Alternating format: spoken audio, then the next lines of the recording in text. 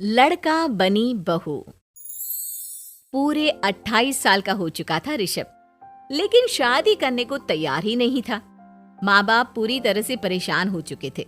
जब भी किसी लड़की का रिश्ता ऋषभ के लिए लेकर आते तो वो शादी करने से साफ मना कर देता, चाहे लड़की कितनी भी सुंदर, कितनी भी अच्छी क्यों ना हो। ऋषभ के माँ बाप को इसकी वजह समझ में नहीं आ रही थी। अरे ऋषभ बेटा, अच्छी खासी नौकरी लग गई है, दिखता भी इतना अच्छा है, आखिर बात क्या है, तुझे शादी क्यों नहीं करनी? देख, तू हमारा इकलौता बेटा है, अगर तू शादी नहीं करेगा तो कैसे काम चलेगा?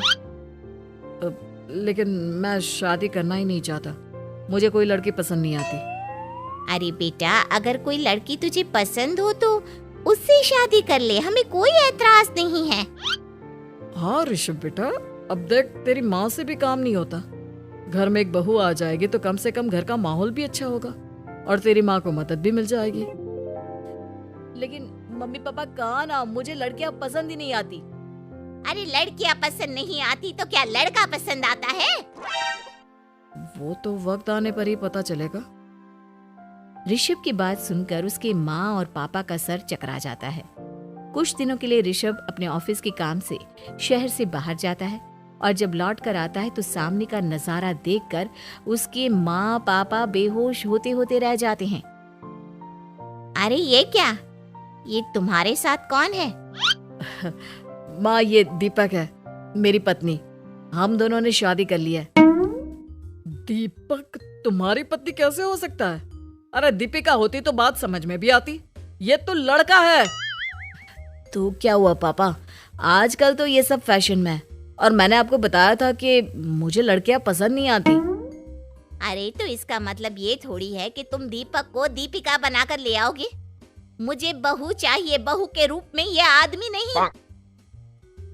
लेकिन मम्मी जी, मैं आपकी बेटे से बहुत प्यार करती हूँ, मेरा मतलब करता हूँ। अरे इसको तो करता हूँ करती हूँ का अंतर भी नहीं पता, लेकर जा इसे वापस। अगर आपने इसे घर से बाहर निकाला पापा तो मैं भी इसे के साथ चला जाऊंगा।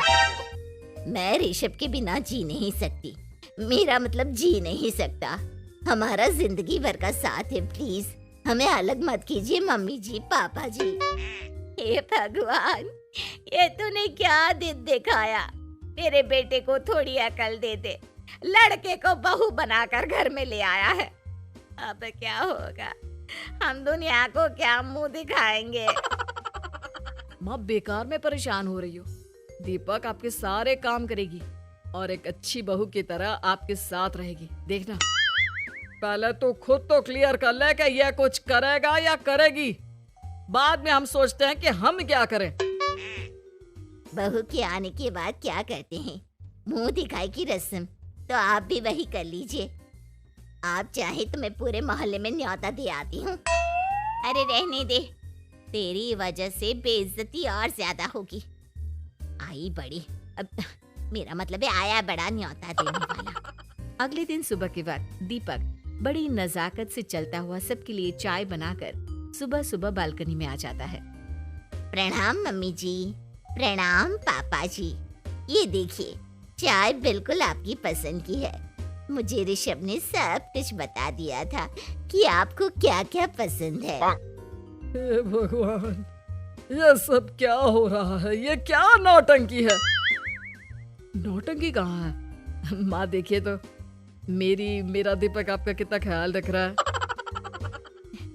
लाओ, अब जो भी है, जैसे भी है, चाय पियेंगे ही सही। थोड़ी देर के बाद, वैसे दीपक, चाय तो तुमने बहुत अच्छी बनाई है, चलो कुछ तो अच्छा हुआ। अगले दिन, अजी सुनते हैं, आज पैरों में बड़ा दर्द हो रहा है, लग रहा है घुटनों में फिर से कुछ न कुछ प्रॉब्लम हो रही है। डॉक्टर ने वो दवाई दी थी, उसकी मालिश करो ना अपने घुटनों पर, आराम मिल जाएगा। वो क्या है ना, खुद के हाथों से ठीक से मालिश नहीं हो पाती।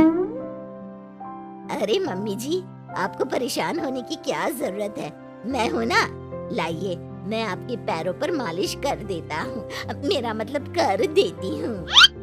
अरे रहने दे, रहने दे, घर में बहू होती तो सेवा करती, यहाँ तो आदमी बहू बनकर बैठा हुआ है।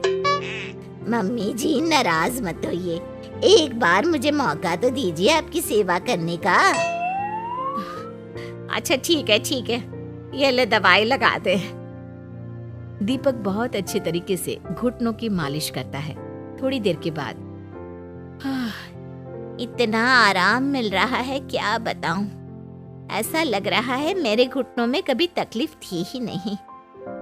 लगता है तुम्हारी लड़का बनी हुई बहू तुम्हें पसंद आने लगी है। ऐसा कुछ भी नहीं है, वो तो बस इतने अच्छे से मालिश की इसलिए मैंने इसकी तारीफ कर दी। मम्मी जी पापा जी आपस में लड़ाई नहीं करते। अच्छा आप ये बताइए शाम के खाने में क्या खाएंगे? पनीर दाल मखनी पुलाव कुछ भी स्पेशल बता दीजिए। अरे भाई ये सारी चीजें मुझे तो खाने में बहुत ही पसंद है। तुम क्या कोई औरत हो जो पनीर दाल मखनी बनाओगी? हाँ, अरे लड़का हो तो लड़के की तरह बिहेव किया करो ना। भले ही मैं लड़का हूँ तो क्या हुआ, अब तो मैं ऋषभ की पत्नी और आपके घर की बहू हूँ, तो मुझे उसी तरह से रहना पड़ेगा ना। अच्छा ठीक है, जो तुम्हें पसंद है बना लो। आदमी रसोई में खाना बनाते हुए कैसे लगते हैं जरा मैं भी तो देखूं। शाम को दीपक सबके लिए अच्छा सा खाना बनाकर डाइनिंग टेबल पर लगा देता है। ऋषभ ऑफिस से जब लौट कर आता है, सब लोग खाना खाने के लिए बैठ जाते हैं। अरे वाह, क्या गजब का पनीर और दाल मखनी बनाई है। ऐसा जायका तो होटल के खाने में भी नहीं आता। दीपक कितना अच्छा खाना बनाती हो, मेरा मतलब बनाते हो। तुम्हारी इसी अदा की वजह से तो मुझे तुमसे प्यार हो गया।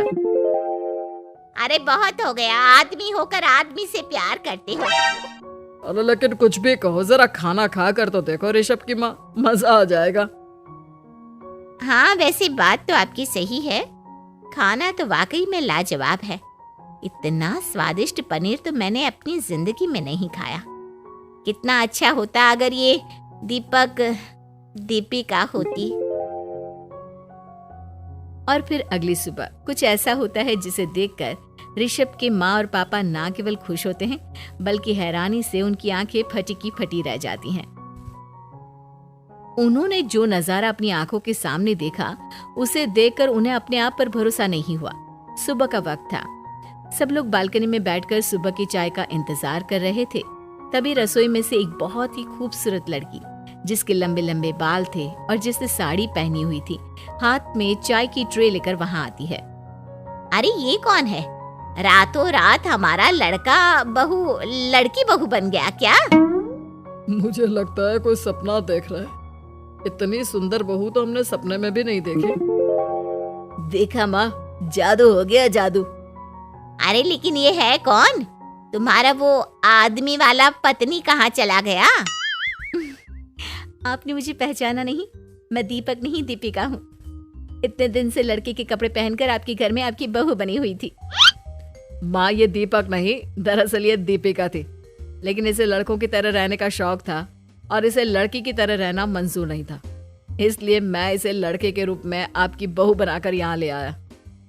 तो फिर अचानक ये उसका हृदय परिवर्तन और रूप परिवर्तन कैसे हो गया? वो क्या है ना, मुझे बाद में एहसास हुआ कि आप लोग इस बात को लेकर बहुत दुखी हैं कि आपकी बेटी ने एक लड़की के साथ शादी की है, इसलिए मैं अपने असली रूप में वापस आ गई।